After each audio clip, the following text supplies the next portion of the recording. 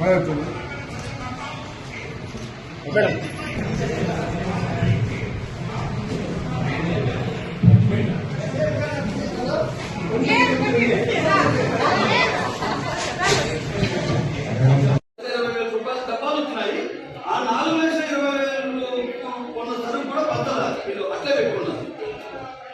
రోడ్ల విషయం అంటావా, ఎంత పక్షపాతం చూపించారా మీరంతా.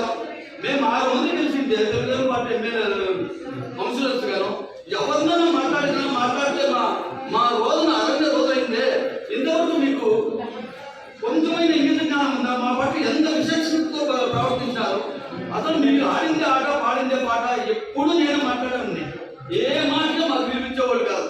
ఎక్కడైతే కొందరు అక్కడే మా ఊరికి పోయి రోడ్డు వేయమండి అని వందల సార్లు రిక్వెస్ట్ చేస్తే 3 గొడుగు వేశారు, మిగతా విడిచిపెట్టేశారు.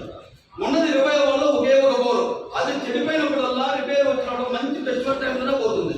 20 రోజులు 25 రోజులు రెండో బోరు లేదు.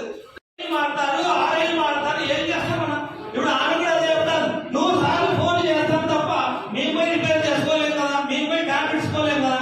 కానీ మీరు తినేసినారు చేయలేదు అనేది భావ్యం కాదు. నేను ఎక్కడ కూడా ఒక్కడి ఎక్కడ 20 లక్షలు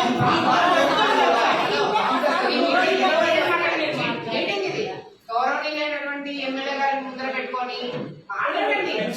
ప్లీజ్ ప్లీజ్ మాట్లాడండి, చిన్న మాట్లాడండి. ఇదేమి ఒక యుద్ధరంగమో అలా కాదు. కొంచెం సమయం పాటించండి, మీరు ఇక్కడ వాదించుకొని ఎమ్మెల్యే గారి సమస్యలు చెప్పండి.